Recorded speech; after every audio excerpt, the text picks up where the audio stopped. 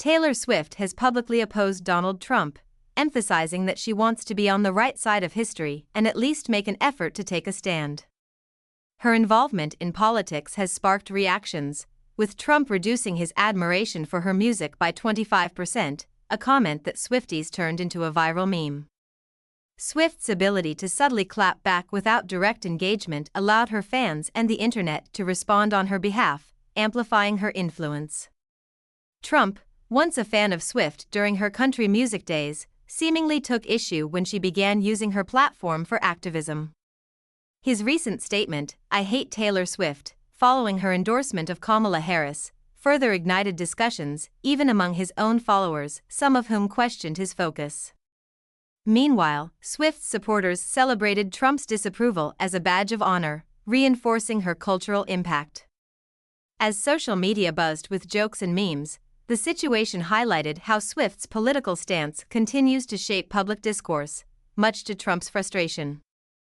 Angel Taylor, a being of pure light and goodness, has been sent from heaven to write heartbreakingly relatable breakup songs, but the real kicker is Trump's obsession with Taylor Swift despite his official disapproval. Much like an ex who insists they don't care but constantly brings you up, Trump has repeatedly commented on Swift's influence, especially after she mobilized millions of young voters, an effort that certainly didn't benefit him. The idea of the world's biggest pop star using her platform politically wasn't something he wanted, yet it happened, leaving him fixated on her, even awkwardly overusing the word beautiful in reference to her. His narcissism prevents him from accepting that a woman like Swift wouldn't be on his side, reinforcing his fixation on beauty and appearances, even as he approaches 80, still bleaching his hair and maintaining his signature orange tan. Meanwhile, Swift's career is soaring as she sells out stadiums at record-breaking speed, while Trump continues his social media rants as his approval ratings wobble. Swift's fans joke that his 25% less enjoyment of her music is still too high, but in reality, she's thriving, effortlessly shaking off his unsolicited critiques. His frustration with her didn't stop at her music, his spiraling began the moment she jumped into politics, not just cautiously but with full force, and he's been fuming ever since. Adding to the spectacle, Trump oddly praised Brittany Mahomes, wife of football star Patrick Mahomes, after she allegedly liked one of his posts, sparking further chatter despite Taylor and Brittany maintaining a strong friendship. Swift, unfazed by potential backlash, has endorsed before and hasn't suffered for it, proving she's more powerful than ever. And if you thought the Swift-Trump saga was entertaining, Robert De Niro has taken his critiques to cinematic levels, verbally body-slamming Trump like a character in a Scorsese film.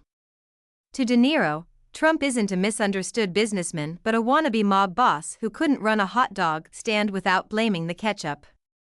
The way Trump struts around acting like the most feared man in the room is a character De Niro has seen before, and in every gangster movie, that guy never makes it past the second act.